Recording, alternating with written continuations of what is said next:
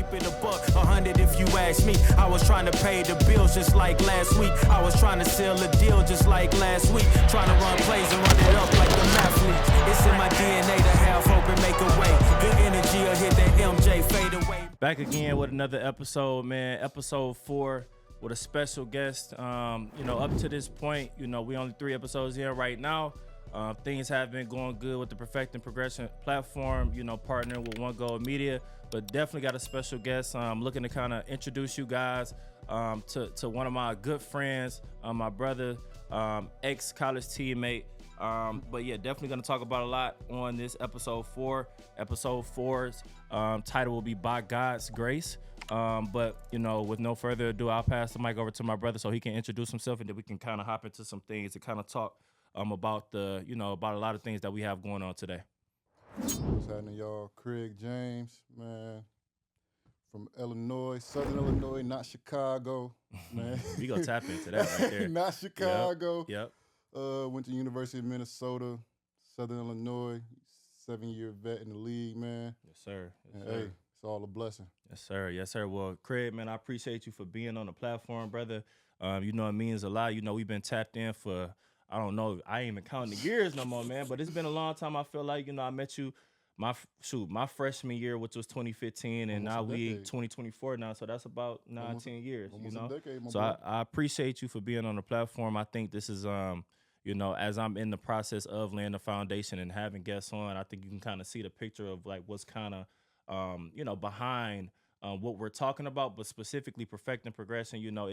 It's a lot of stuff that goes on in everyday life, and with the transition of people just trying to figure out different things. And I appreciate you for kind of coming on the platform just to kind of talk a little bit more about what we're going to talk about today. So I know you kind of hopped right into it. You kind of talked about Southern Illinois. So just to kind of pop things off, let's kind of hop into your upbringing. I know every time me and you kind of talk, it's like sometimes I get kind of confused with Illinois and then Missouri. Like, where is Craig from? But I'm like, maybe it's Illinois. But let's kind of talk about that, a little bit. So you're an Illinois native. Kind of walk us through, how was your childhood upbringing, some of the things that you kind of got into, as we can kind of see football. But I know you was also a track star as well. So kind of walk us through your childhood upbringing a little bit. Yes, sir. So, like I said, Southern Illinois, man. Not Chicago. Yeah. And Why you say it like that, though? Because, like, man, people be like, you telling you from Illinois, like, oh, you from Chicago? Right. No, Right. bro. Like, I'm 4 hours I was away about from to say, Chicago. how far are you from Chicago? 4 hours away from Chicago. Okay. 4 hours away from Memphis. Yep. And how you were saying, like, you get confused with the Illinois and the Missouri. So, like, yep. I'm 15, 20 minutes away from Missouri. Got it. Like, Got it. 15, 20 minutes away from St. Louis, Missouri, to be exact. So, it'd be So like. you right at the bottom. Right at the bottom. Right at the bottom of Right Illinois. at the bottom. Yep. Like, okay. like where I'm from, like we Southern, but we ain't Southern. Mm-hmm. Like, you feel me? Missouri was the last state to abolish slavery, and like I'm right on the other side of the river right there. Yep. So yeah, man, like that that Missouri area, that St. Louis Rams, Cardinals, Mm-hmm. Blues, all that, Mm-hmm. But yeah, man, I was brought up in a Southern Illinois with a one-parent household with Mm-hmm. a strong mom. Mm-hmm. Like, I mean, a strong mom. Like, Mm-hmm. like, bro, it took, and different for real. Yep. Like, they say all black moms really be the same, but bro, Yep. I had some homeboys be like, Craig, like they talk to me and my brother, like, Craig, CJ, like, bro, your mama different. Mhm. I'm like, for real? It's Mm-hmm. like, yeah, but like you don't know that because you grow up around that. But Yep.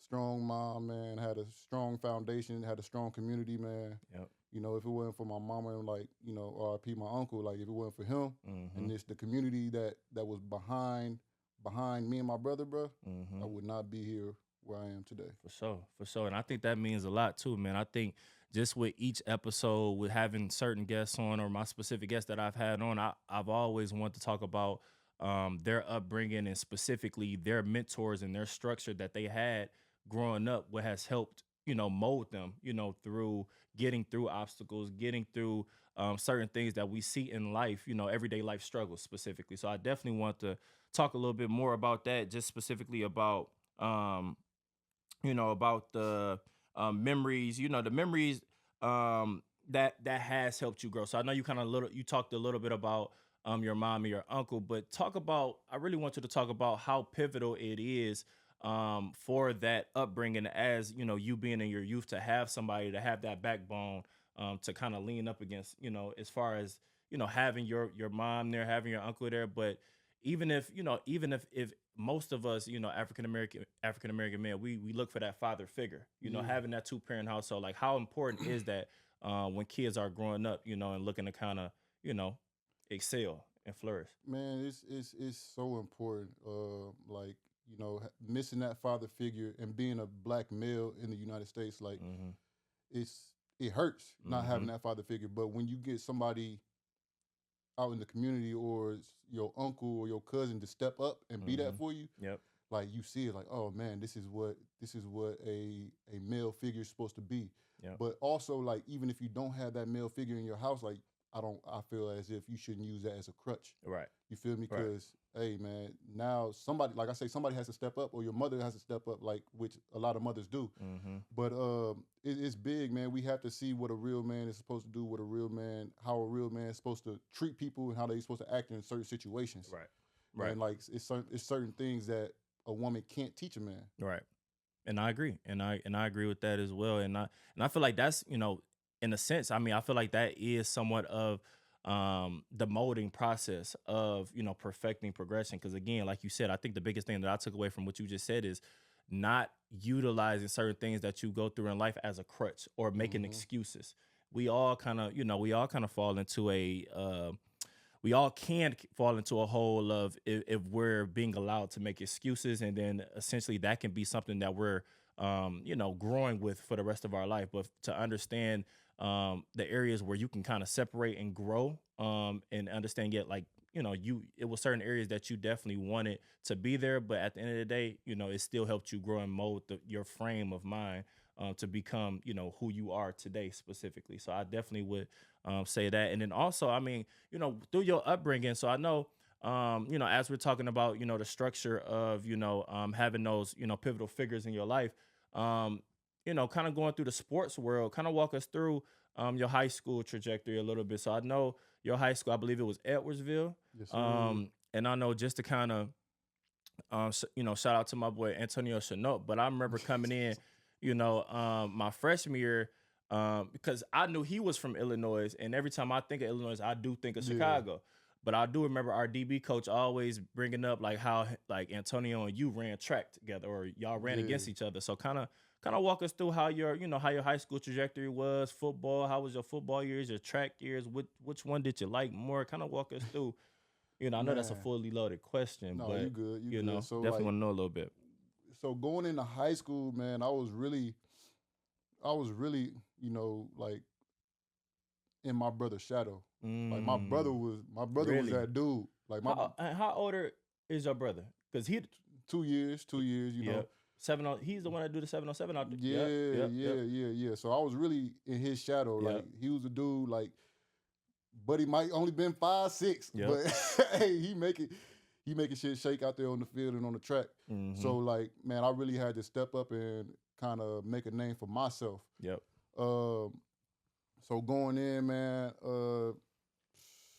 you know, freshman year, played freshman ball, got brought up the last game of the season, track, ran varsity track, and, like, them years, I'll say, like, all right, let me go back. You said which one's the best? Which one So- was the best for you? So I would say at that time, track was. Like, Yep. I love football, don't get me wrong, but I Mhm. love track too. Like, Mhm. at that time, bro, track was so fun, just with the guys we had on the team, man. And then just, like, being able to run them relays, like, specifically the relays with my brother, bro. Yep. And, like, him handing me the baton, Yep. bro, like, that, it ain't no other feeling. Like, yeah, we played defense on the same side, like, defenses together and everything. He played safety, I played corner. Mhm. But, bro, like, running them relays and, like, knowing, like, Your we the- brother. my Yep. brother handed me the baton, Yep. and ain't nobody really catching us. Like, we the Yep. fastest dudes on the track, Yep. bro. Don't That nothing just give you some crazy energy. You That feel me? gives you crazy Like- energy, man. And now that I think about it too, on my end, like, I got a brother who's we 4 years apart. Yeah. But just to have your brother 2 years apart, knowing you gonna be pretty much right with him every step of the way in school, elementary, middle school, high school. So it's like, Yeah. I definitely can see, like, how the energy was, especially with being in school and Yeah. playing sports. So I definitely see that. So track was your baby. Track was Yeah. your baby. And then how was the high school team at Edwardsville? Hey, we was like that. Y'all was like that. We was like that, bro. We was like that. Like I say, probably like Did y'all primarily play Illinois, or y'all did y'all did Missouri and Illinois? We did. So in the beginning of the season, like we played like 2 Missouri teams, whatever. I think they play more Missouri teams now, but we played primarily Illinois. Yeah. But then once the playoffs come, now we got to travel up there to Chicago and all that. But no, we was like that, bro. Like both. So in middle school, we got 2 middle schools. You know, my middle school went undefeated 2 years in a row, and then we combined middle school. So freshman year we went undefeated. Sophomore year, we ain't got everybody. You feel me? So we was kind of like what? I think we went 500. Yeah. And then junior year, we lost maybe like 2 games. Senior year, undefeated, and then we lost to our boy Steve, man, in the semifinals. And what was it? What was his high school?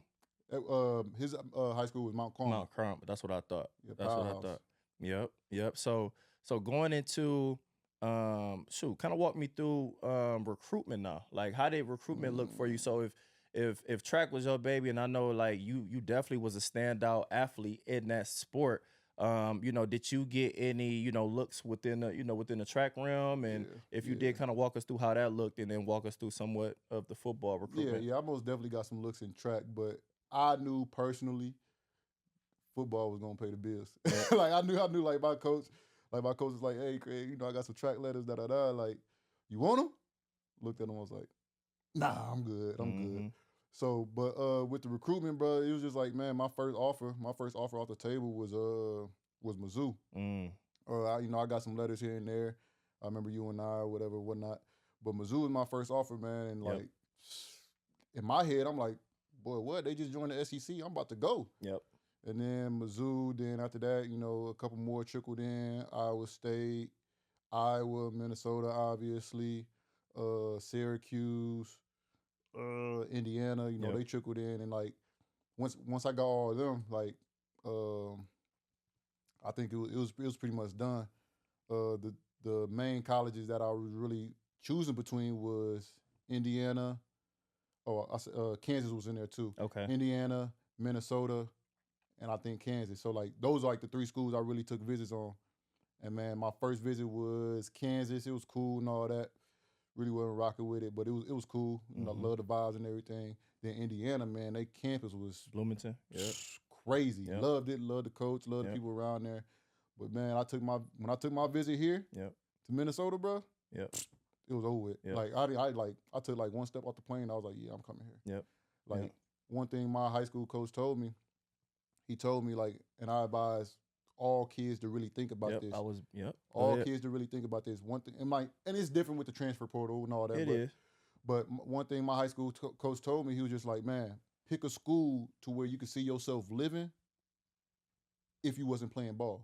Because during the time we ain't had a transfer portal, and you already knew the coaches could dip out anytime they wanted, but you had to be there 4 years, or if you was transferring, you had to sit out a year. So like that's what I took in mind when I was really choosing these colleges. And like I said, when I got here, man, like I took one step off the plane for real, and like I was like, I get a vibe of like I can live here. Yep.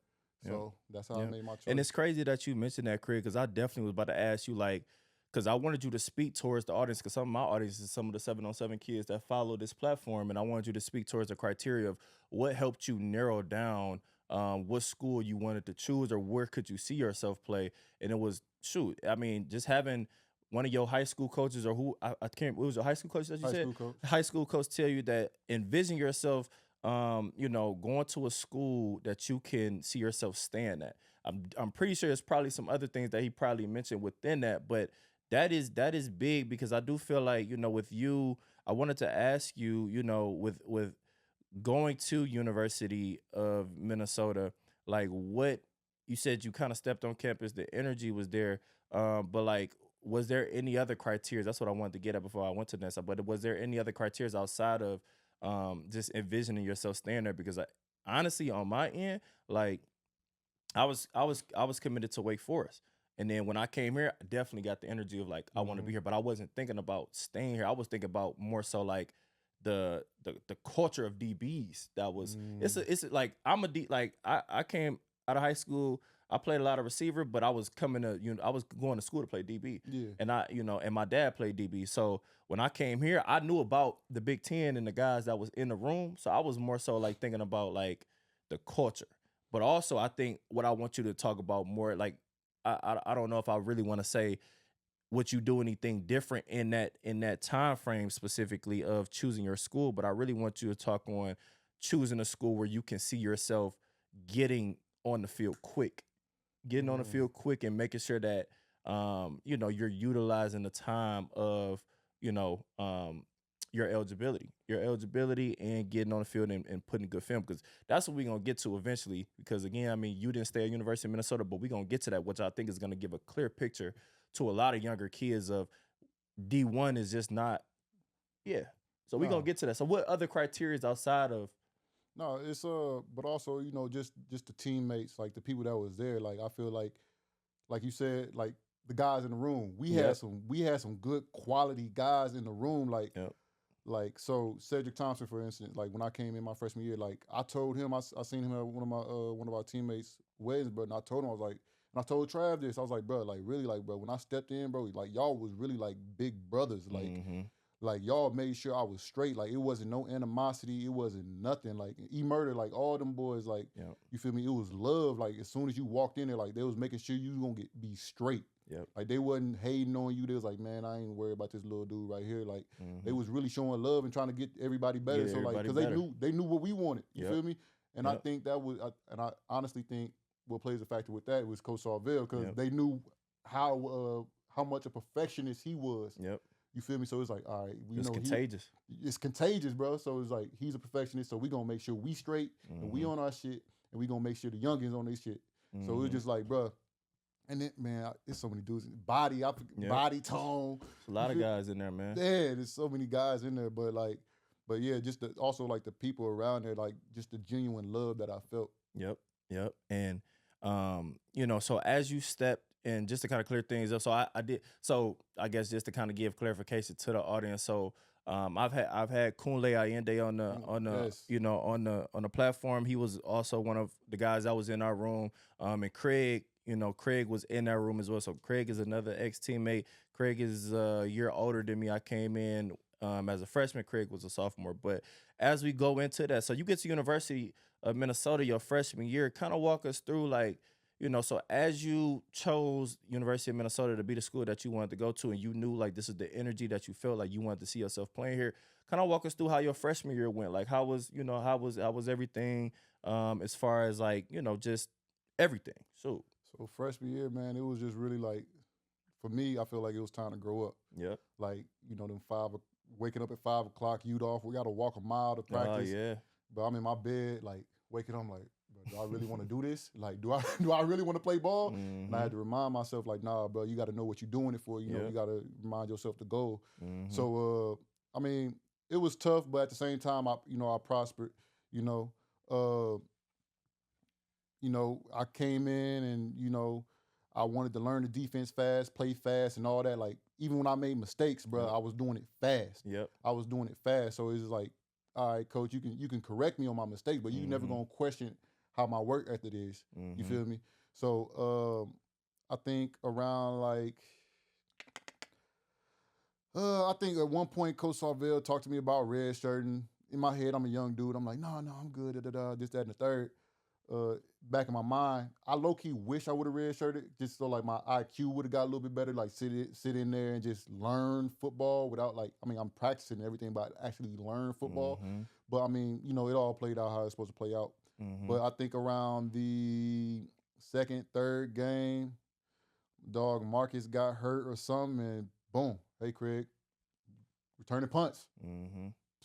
After that, it was over with. And it's crazy because now the new rule is I think you can play it's a few games. I don't know the rules specifically, but I think you can play a few games into your freshman year and still be redshirted. I think it's like 3.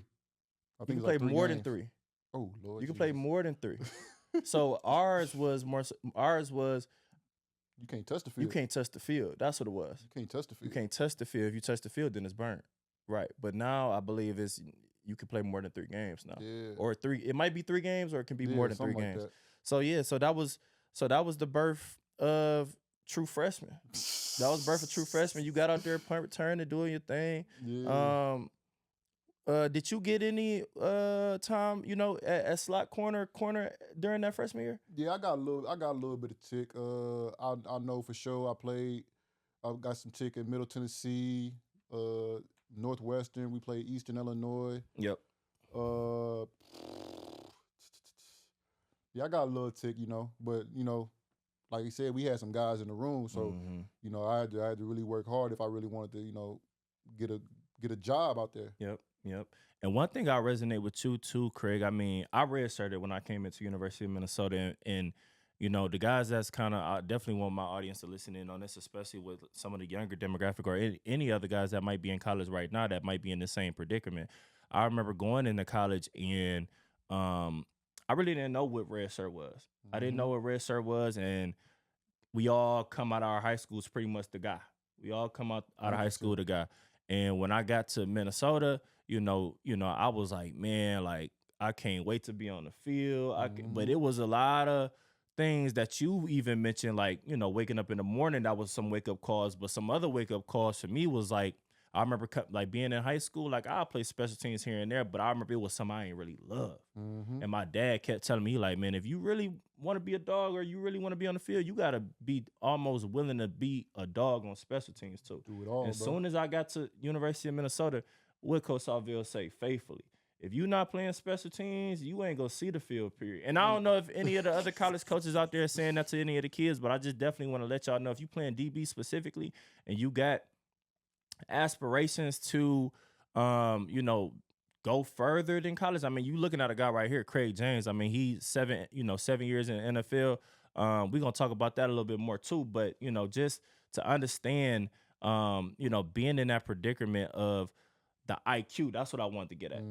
Red shirt and help, it built my IQ, because at first I was butthurt. I'm like, red shirt. But then I also knew, I'm like, I knew we got some dogs. We had some dogs in front of us, but I just didn't know what it was. And I'm like, okay, let me build this IQ and get in this playbook. And then going into the, that next season, spring game, I had a good spring game. But I think I would dedicate that time to being a red shirt, and not, because it is good to be put in the fire and learn. Yeah. But what you said too, what I want a lot of the people to listen to, a lot of the mistakes that Craig was making, he was making them at 100%.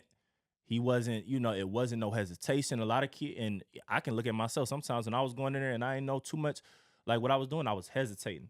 So like, that's for everybody. Like and we said that to the 7, like our kids were 707. Full speed. Like if you gonna mess up, at least give us full speed, 100% full speed. Like, come on now. But yeah, man. So let me not dwell on that too much. So as we go into, your next year, your sophomore year, this is our first year. Me and my guys getting their 2015 class, you 2014.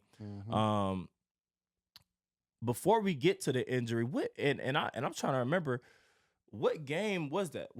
How many games we was in when you eventually? 3 of them. We was in 3 of them, my boy. 3. It was the third game. It was the third game? Third game, yeah. Boy. Then Northwestern, bro. Northwestern, yep. Started what happened? I think. What happened? Because you start asking me, like, when I started playing. So I started playing more defense. Yep. You feel me? Sophomore year. Yep. So and then, but I didn't even get hurt on defense, man. I got hurt on kickoff return. But they short kicked. Yep. I want to say they kicked it to Goodyear. Kicked it to him. Yep. I'm blocking. He run up right behind me. Boom. I'm like, dang, something feel weird. I'm trying to jog off the field, jogging with a limp. Yep. I'm like, yeah, let me go run on the sideline, try to see if I can run this off. Yep. Couldn't do it, bro. Yep. Then I think I ended up getting an X-ray at the stadium, man, and I fractured my fibula. Yep. And because I do remember you, my freshman year, you being on crutches, but I'm like, man, this is gonna be a time where I'm gonna have just Craig take me down memory lane, because I couldn't remember exactly what game you had got hurt.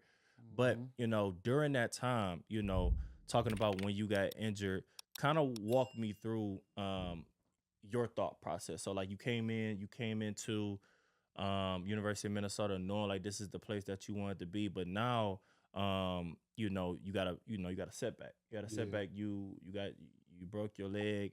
So not primarily, but ideally, you're probably gonna be out for probably the remainder of the year. So kind of walk me through some of where you was feeling vulnerable at, like, you know, your feelings, your thought process. We gonna talk about that. And but yeah, kind of walk me through, you know, some of the hardships that I feel like you had to face from a mental perspective. Man, you know, just off rip when an athlete gets injured, bro. Yep. When an athlete gets injured, you you just feel soft. You feel Mhm. soft because like now you got the coaches around you. Like, man, I don't want these coaches to think I'm soft. Like you Mhm. just be like, man, like, and you just be in your own head, bro. Yep. Because like Talk to 'em. you see all your boys playing, all your boys getting better, and now you just sitting here. Yep. You just sitting here, you're like, man, I gotta wait till this heal, wait for this to heal, and you just like, bro, like now you just not.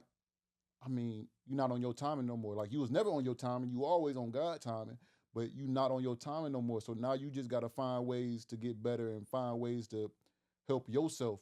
So like, man, I'm trying to be in the training room all day, every day. Yep. Like honestly, in my head, I'm like, man, for, forget film. Like I'm trying to heal my leg. I'm trying to heal my Mhm. body.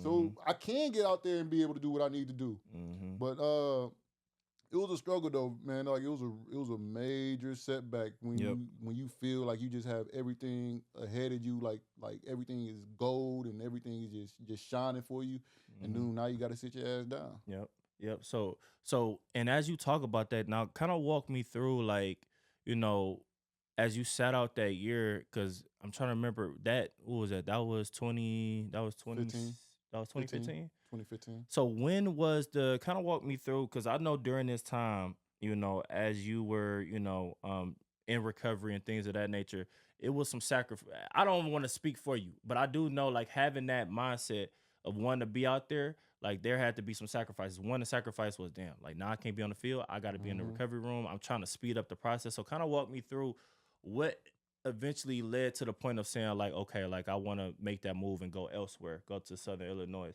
I don't know if I'm skipping some No, points or no, whatever, no. but I definitely want to give you the mic and kind of walk me through, because really what I wanted to talk about was the setback, which was the Hmm. leg injury, and then The also transition.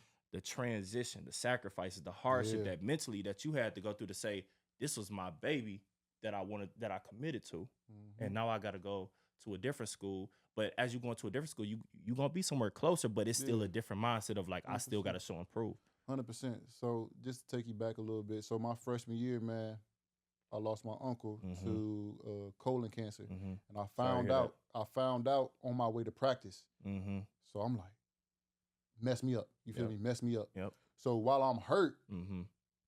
I think I was on the phone with my mom at one point, and like, she was like, you know, she's getting checked up on, and she was like, you know, she had a little scare. You know, she said, doctor found a lump.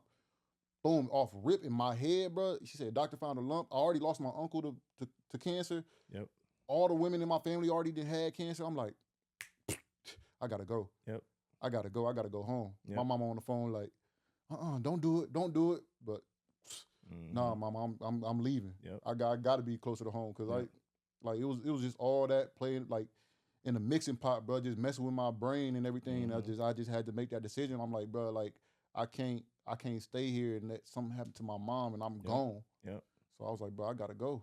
That's, bro. That's so deep, because as much as we hung out, again, you still hung out with majority of guys in your class, but we still all hung out together No, facts. a lot.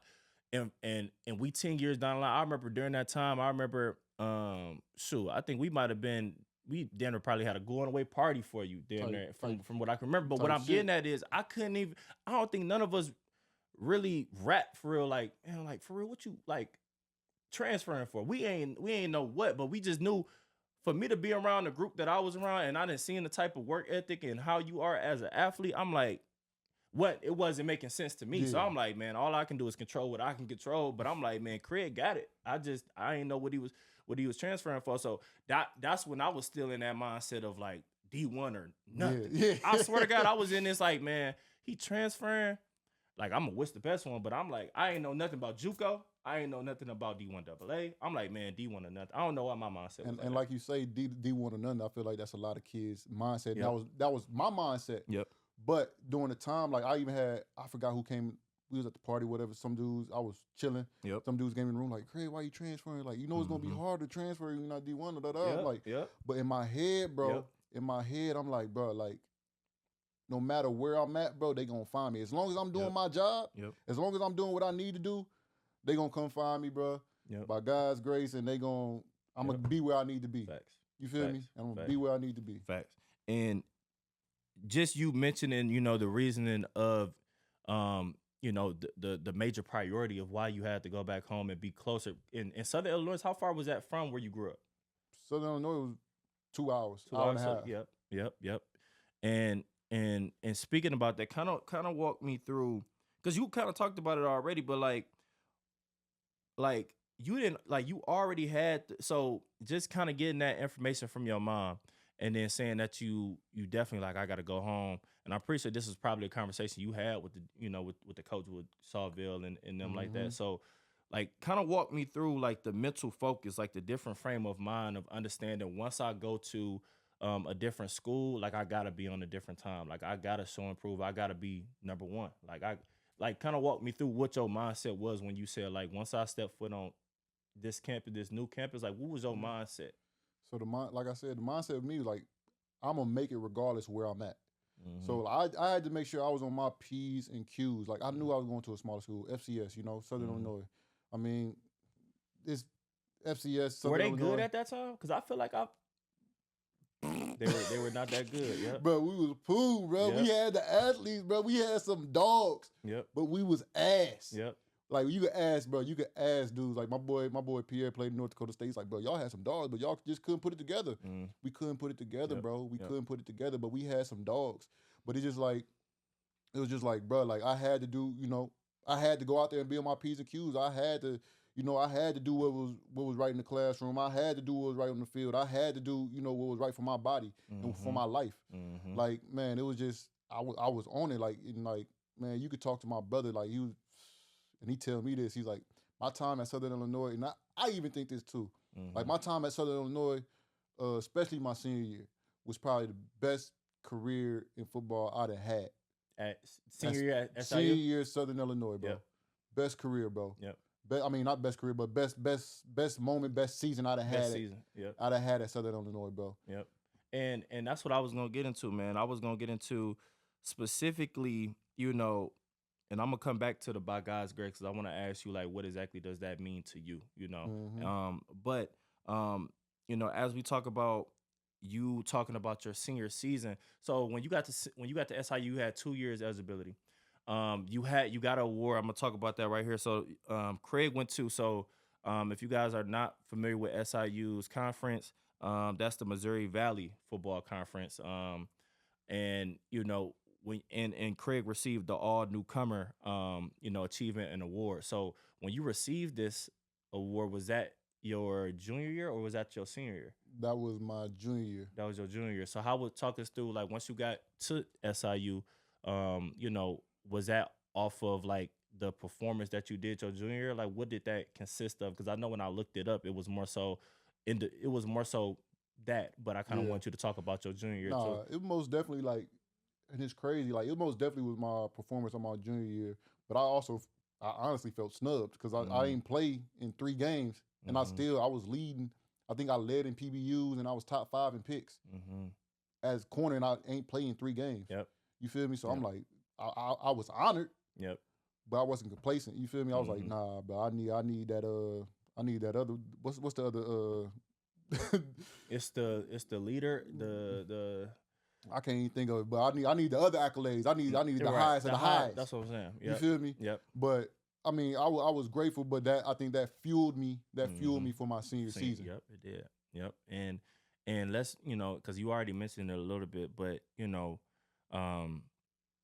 as you transition and as you had this mindset and understand, like, I'm gonna get to where I gotta get to, but essentially, you wasn't doing this by yourself. You definitely had a good structure, behind you. But also, I mean, if we gonna talk a little bit about, religion and the man above, but like kind of, with me asking you, like, because I asked you about, like, what do you think this title of our episode should be? And right off, I kind of probably gave you 2. It was like right in the same like realm of what this episode is. But as soon as you said by God's grace, I'm like, that fit. Like that fit, and it wasn't nothing else to it. So I wanted you to talk about, like, how much does that mean to you? And I guess like, what does it mean to you, and how much does it mean to you? Let's start there. It mean the world to me, and it mean like I can't even wrap my mind around like the love I have for it. Because bro, God got so much love for me. Like I was talking to my boy Javon, like he was like,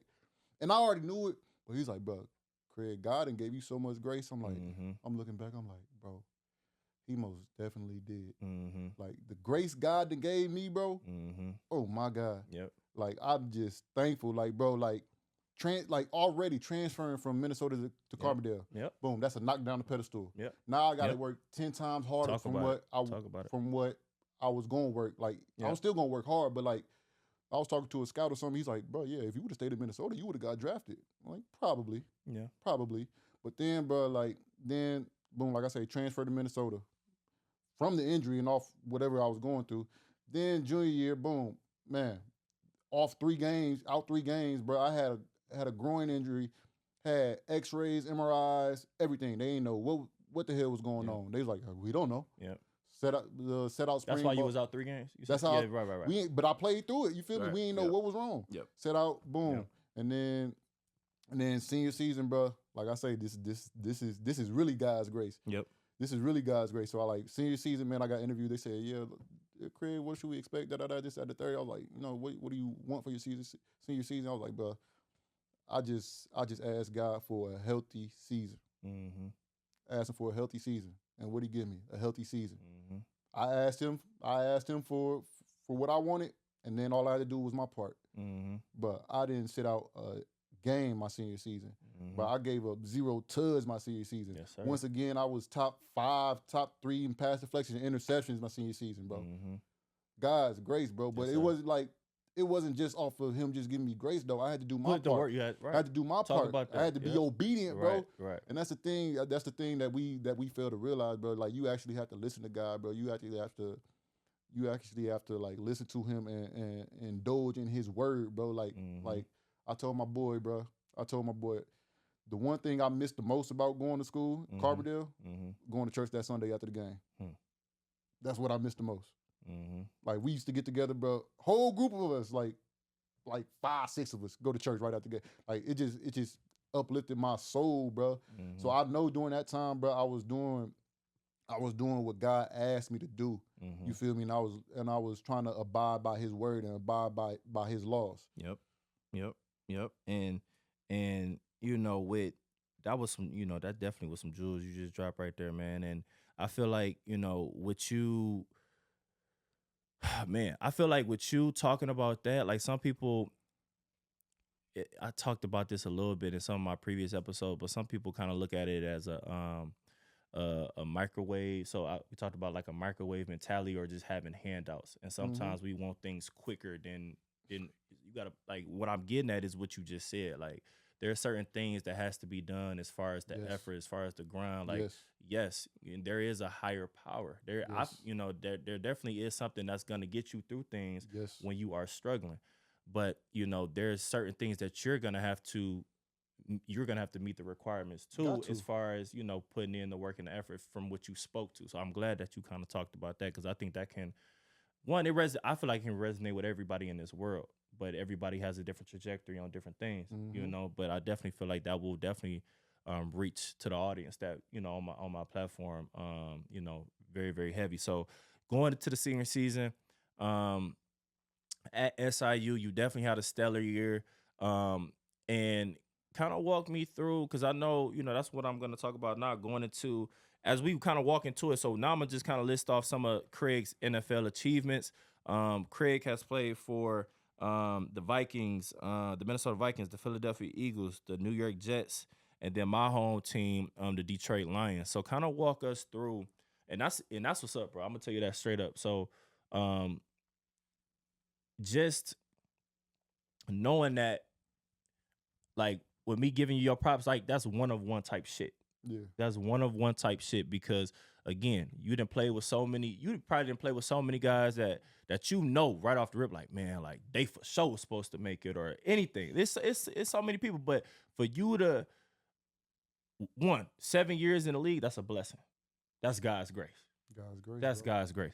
So before we even get there, though, like, you know, just you being, just putting on that helmet, I know that had to be feeling. So even though we gonna talk a little bit about the undrafted, but like kind of, you know, I guess walk us through with me kind of, you know, listing off those achievements and who you are and who you've played for. We're gonna talk a little bit about a little bit deeper on that, but like kind of walk me through how you feel at this very moment of just, you know, checking off those achievements, being able to play in the NFL, because you know a lot of kids that you coach, a lot of people that you be around, that's a major dream for a lot of kids, 100%. period. You 100%. know? Nah, but it was a blessing, like, just to put on that helmet, because I realize and I know I'm not only living this dream for myself. Yep. Like you say, I'm living this dream for dudes I know that they're supposed to be in the league. Yep. And for sure, I know I'm living this dream for my cousin and my brother. Because I'm going to tell you right now, they love this game way more than I did. Yep. Boy, Saturday morning, bro. That Saturday morning, they are watching the game. I'm watching Cartoon Network. Yep. I'm watching Johnny Test. You feel me? Yep. I'm watching all that stuff. But I know that their love, you know, they love seeing me live this dream, and they live their dream through me, because they know I enjoy this. Like I say, they love it more than I do, but I still love this game. Yep. And they know I love it, and they know I put my all into it. So man, it's a blessing, man, and like it's a blessing just to step on that field, man, because there's nothing like it. There's nothing like it. Like the guys that put on the helmet, bro, are 1%ers. And now, you know, I kind of want you to talk about, you know, a little bit of as we talk about 1%ers, you know, as you know, this now, like this is an elite level now. You know, like you got to the, you know, elite of elite. So I want you to talk a little bit about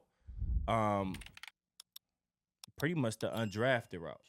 You know, I just had Marcus Williams on here. You know, shout out to Mark Will, and he talked a little bit about, you know, having a chip on his shoulder, coming from NDSU. You know, so I feel like you guys have some similarities there with, even though you went to University of Minnesota, but you definitely seen the FCS difference, probably as far as like the resources and all types of stuff. But it's definitely more of a scratch and claw when they compare, you know, a Craig James to another guy that might be at a different, like at a FBS level. But it shouldn't be. The film should just tell it all. Yeah. So kind of walk me through, like, when you went undrafted, kind of talk to the people out there that might be in the same shoes as you, of how you felt. So I had a chip on my shoulder just for the simple fact, bro, I don't even say I was undrafted. I say, shit, it's like, how you make the team? It was a tryout, because that's how I made the Minnesota Vikings. So, like, once again, God's grace, bro, going into pro day, you know, Southern Illinois, like you say, FCS. Yep. Southern Illinois, like I said, hey, look, we sucked. We was ass. We was ass. But look, pro day, we only had one team. That's Chicago Bears. One team. Yep. So in order for people to really get looked at, you had to go to Northwestern. You had to go to other. You had to go to Northwestern. Yep. Because Northwestern's going to have all 32 teams. Yep. So going to Northwestern, bro, you know, they got like 100 people doing their pro day. Then they got their guys doing the pro day. They guys were going to go after us. Yep. So the 100 guys go, where I go, I run my 40. I pop my hamstring probably like a little bit past halfway. Ran a 4.5. So if you look at my stats on the pro days, 4.5, I ain't got no other accolades on there. So, bruh, I ain't got nothing. Then my pro day for SIU was a week after that. So I got a grade 3 hamstring strain, a 4.5, no other numbers. I'm like, damn. I'm about to go CFL. Boom. Right when I was about to sign a CFL contract, bro, boom, Vikings called. Hey, my agent called me like, hey, look, Vikings want to take you to rookie minicamp. All right, I slide. Man. Still had to. No, I was good. This is this probably like maybe a month after. Yep. Maybe 2 months after, whatever. Yep. So I was good. I was training. I was all good. Yep. So Vikings called rookie minicamp, bro. And my mindset going in there, bro, it was like I said, I had a chip on my shoulder, but at the same time, I'm like, bro, I'm blessed. Yep. You know how many dudes just wish to have a rookie minicamp tryout? How many dudes wish they was in my position to be here and just to play? So I was like, man, I'm about to go out here, have fun, bro. Whatever happens. Boom, did that, bro. You know, rookie minicamp was what, 4 days. did that, bro. Man, out of that rookie mini camp, they signed 4 of us undrafted rookies. 4 of us dudes on the tryout, and that's where it is. So like, and then after that, boom, I done had I got goals. I still got goals. To this day of what I want to do in the league. And what you getting at now, see, and that's what I was gonna have you talk about too, is free agency now. Yeah. You have goals. So you got signed to the Vikings. Yeah. But then you ended up getting released. But now kind of walk us through that. It's like your mindset is so strong and it's so like aligned with with the title of this episode, By God's Grace. Kind of walk me through the mentality of going through free agency, being ready when you get that call, and then kind of going out and still making a name for yourself. Like there's been times where I remember being in college at Murray State, and I got an Eagles game on. I remember you got activated to the 53-man roster, and you out there playing.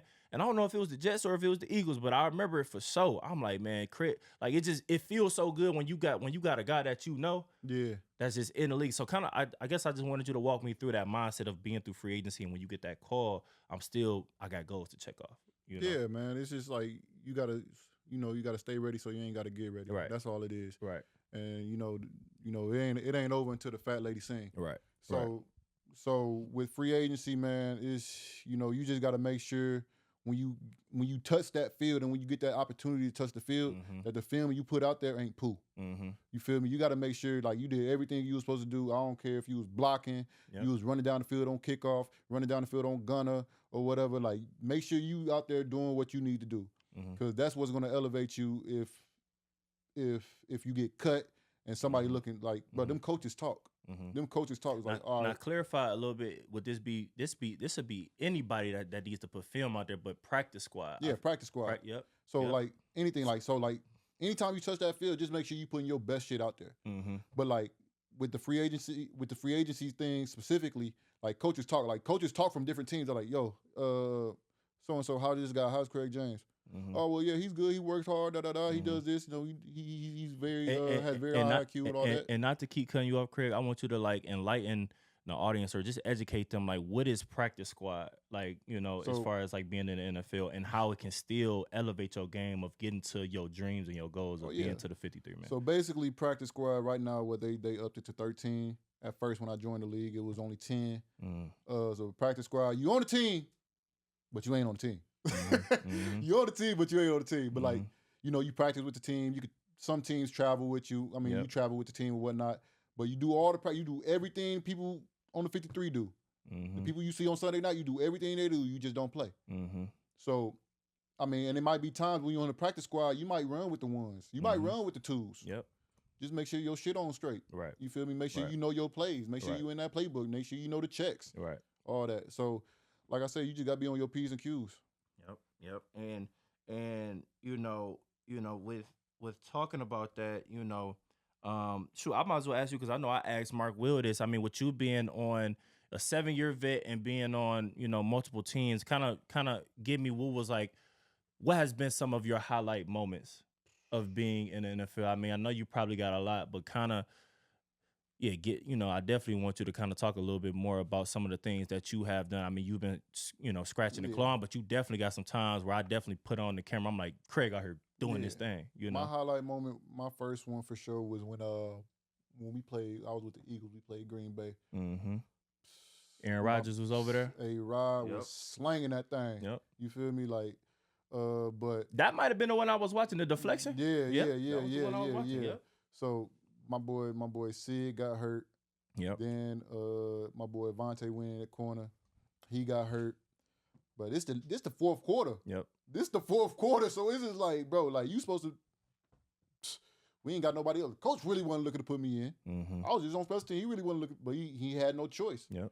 So I'm like, hey, Craig, go in. And then I'm gonna give you the truth too. I really wasn't supposed to make that play. I remember the guy. Your guy did a slant, didn't he? Yeah, he did a slant. They rubbed. We was practicing all week, bro. We was practicing on the rub route, bro, and that's I hated that rule and how he played it so much. But like we was practicing on the rub route, bro. But like, bro, right when he did the slant, bro. Yep. I just reacted. You reacted, yeah. I just reacted, and broke it up, and hey, once again, bro, Yep. guys, I told you I wasn't supposed to make the play. That wasn't supposed to be me. That Yep. wasn't. We were supposed to switch. Mm-hmm. God's grace. God's And grace. that elevated And- me. You feel yep. me? So now, Talk about that. I was about to say, how did that moment of just putting good shit on film when you wasn't supposed to go in, how did that elevate you on your resume? Because y'all, every NFL player got a resume. yeah, And even if you on the practice squad and you still trying to get to the 53 man, doing shit like that, like talk a little bit more about why is that so important? so now we jump back to free agency. So now, I did that. I have good, I have good film on special teams, but also doing with that play that elevates me. So now, like when I get cut, they see this. Right. That was a crunch time play that Yep. won the game. Yep. So Yep. now that's like, okay, his stock just went up a little bit more. Okay, let's see what else he can do. Yep. Let's pick this guy up. Let's see what else he can do. Let's see if he can be good for our team. Yep. So that's what, even with that, with the Eagles, bro, like I feel like, and I mean I had some other plays with the Eagles too, but like, that would got me with the Jets. Like, okay, let's see what this guy can do. Yep. You feel me? Yep. And then once again, you say another key moment, bro. Another key moment was Probably with the Jets, I think. Yeah. When you played the Eagles, I feel like. Yeah, when I played the Eagles, Yep. man. When I played the Eagles last year, 2023, bro. Yep. All our corners were down. Yep. Craig, you got to step up. Mm-hmm. I'm in the film room. I'm in my book. I'm knowing what they about to run before they run it. Mm-hmm. So it's just like, bro, like I had to be on my P's and Q's, man. And then, like just out there being free and playing. But that was my first time really, like not playing a full game because I played full game in preseason. But like, I remember you talking about that. Yeah, playing a but, like- full game. I remember like you talking playing about a full game, Yep. but that brought so much more joy to me because like I ain't played really a full game like that, just like a straight defense Yep. in so long. Yep. And that's what people like yearn for, like the people on special teams, like especially wide receivers, like they don't Yep. want to play no special teams, Yep. but they want to play offense, and people corners and safeties, and they want to play defense. Yep. So when you get that opportunity, bro, it was just love. Like I just Yep. loved being out there and making plays and playing with my boys and just everybody hyping each other up, bro. Mm-hmm. Mm-hmm. And I'm glad that you talked about that. And as we kind of transition a little bit, and I'm appreciative again. I'm so appreciative of you being on the platform and also kind of talking us through like your transition phases of going through life obstacles and how has having God's grace been helpful in your life. So, being on the platform of perfecting progression. So the last thing we're going to talk about is redefining after sports. So again, I'm definitely sending prayers to you to say, if you get that call, I'm hoping to see you back on TV. Definitely want to see you back on TV making When plays. I get that call, When you get that call. You feel me? When you get that call. And, and just thinking like that, I definitely want to. The reason why I started this platform is because, when we talk about perfecting progression, there is a transitional phase for all athletes. No matter what time, whether it's young, younger in your career or 10 years after being in the NFL, whenever. But it's gonna be a transition during the time where you're not holding on to your. I'm talking about football, but you're not holding on to your baby no more of like what you growing up of loving so much. So it gives you a sense of feeling lost in a sense. And now you trying to figure out who you truly are, what's your true purpose outside of the game of football. Who can you really be and flourish in? So I kind of want to talk a little bit about how that, the name of the podcast is Perfecting Progression, but how is that aligning with redefining after sports? So I want to ask you about some of your aspirations and some of the things that continue to give you purpose that you can see yourself doing, outside of the game of football. Yeah, I mean, I think you hit it on the head, man. Like, for sure, athletes in themselves, but specifically because we play football, football, like, we go through two midlife crises. One when you're done with football, and the other when you turn, 40, whatever. But, like, that midlife, that crisis hits because you lose yourself. You don't know who you, because you wrapped your whole life and your whole mindset and your whole who you are about football. Yep. So, and I think the thing that helped me out, bro, like, I never really tried to indulge too crazy in ball because I knew it was going to end eventually. So, like, outside of ball, bro, man, I'm just, I'm trying to be on the real estate tip. You feel me? Yep. Trying to build my empire, trying to build something so not only I have some, but my family and my kids' kids have something. Yep. So then outside of real estate, bro, like my brother got, you said the 707. My brother, has the training facility. Mm-hmm. I go over there, train him.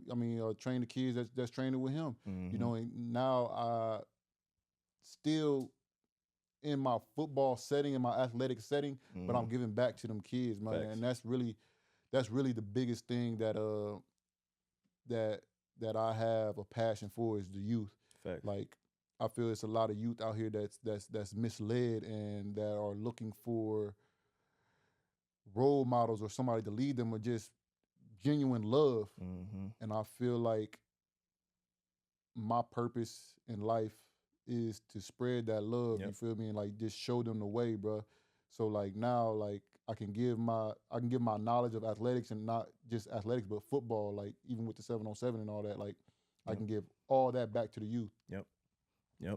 And I feel like, and I'm trying to figure out how I want to, wrap my head around this, but specifically, not just us as football athletes. There's so many people that, I look forward to having on this platform that go through many different, what did you say, midlife crisis? It's like transitions, perfecting progression. We do this every single day, whether you playing sports or whether you're doing something within your profession. You're trying to perfect and you're trying to progress day by day.